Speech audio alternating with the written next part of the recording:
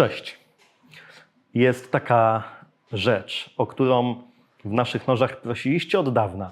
Jeden mały szczegół, który wielu z Was irytował, doprowadzał do furii. I wiecie co? W końcu udało nam się to zrobić.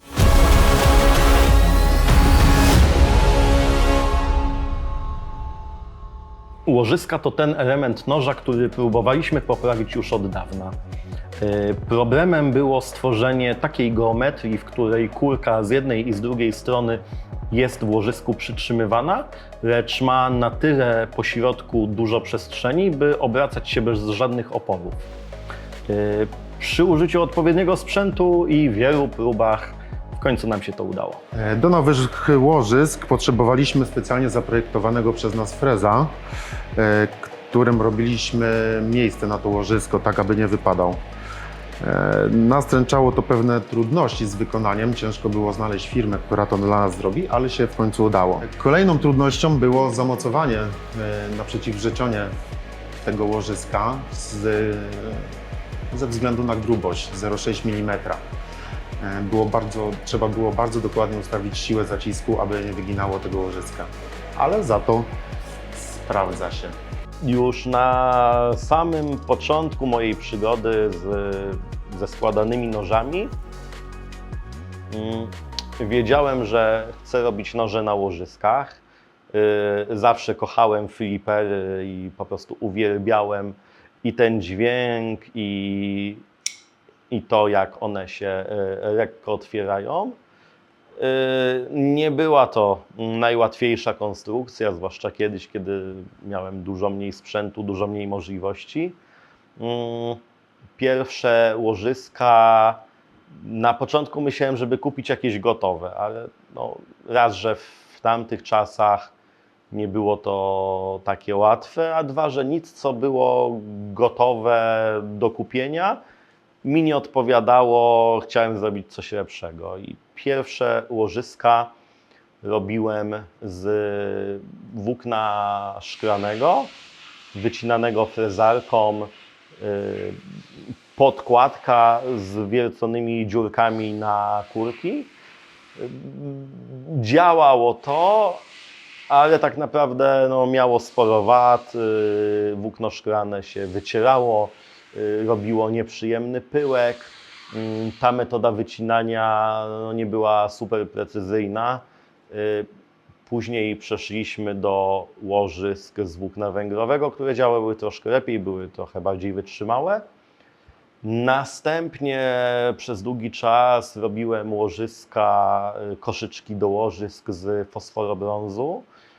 To już było rozwiązanie naprawdę dobre. Miało tylko jedną wadę, czyli wypadające kurki. Ale tak naprawdę przyszedł czas, żeby i tą kwestię rozwiązać.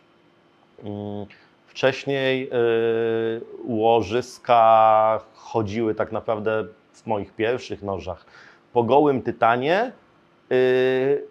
Nie działało to tak, jakbym chciał. Później stosowałem kilka różnych podkładek pod łożyska.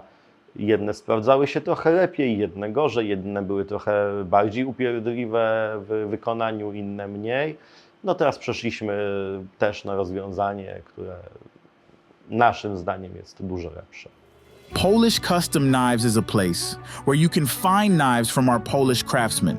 We can assure you in one thing, each piece which reaches your hand is a sign of passion and commitment, connected with a high-quality material, made not only to make you happy with its utility, but also with its beauty. Please enjoy your shopping, and we stay at your service at all times.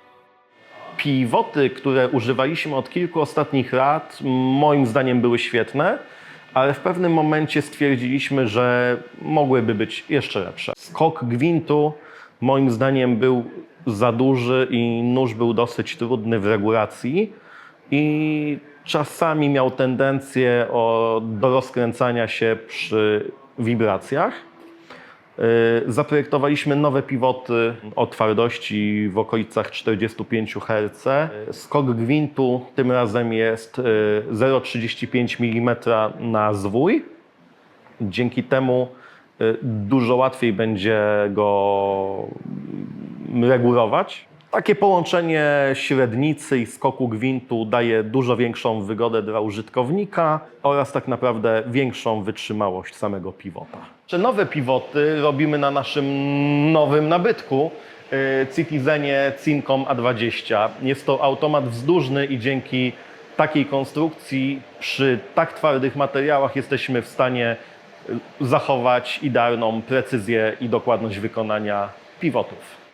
Rdzeń pivota w każdym nożu pozostanie taki sam, lecz by zapewnić większą atrakcyjność i mnogość wersji, będziemy je robić w różnych wykończeniach i odmianach. Opowiadaliśmy wcześniej o nowych pivotach, opowiadaliśmy wcześniej o nowych łożyskach. Pozostał ostatni element układanki, czyli podkładki pod łożyska. Też mamy nowe. Chcieliśmy stworzyć idealne warunki do pracy dla łożysk z ceramicznymi kurkami i potrzebowaliśmy do tego z obu stron łożyska twardą bieżnię, po której będzie ono jeździć. Z jednej strony była głownia hartowana na 62-64 Hz. Brakowało nam również bardzo twardej podkładki. Przez ostatnie miesiące testowaliśmy różne gatunki stali, aż skończyliśmy na węgliku spiekanym o twardości w okolicach 1600-1700 HV, co w przeliczeniu można powiedzieć, że to około 90 Hz. Takie rozwiązanie zapewni bardzo dużą żywotność, długowieczność noża oraz poprawi działanie łożysk, przez co jeszcze lepiej będzie chodził. Hey, knife enthusiasts! If you enjoy sharp content, don't forget to subscribe to Herman Knives. Hit that like button and ring the bell to stay updated with our latest videos. Thanks for being part of our cutting edge community.